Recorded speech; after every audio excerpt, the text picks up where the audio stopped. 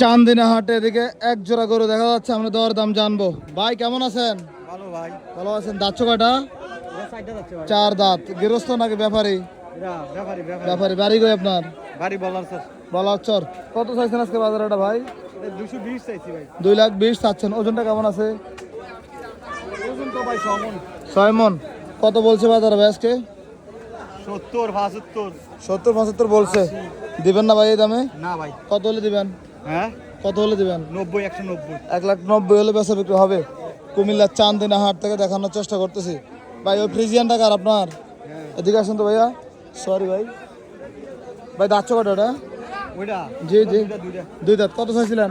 এটা জি এটা দাম চাইছি 210। 210। কত বলছে বাজার ভাই? হ্যাঁ, কত বলছে?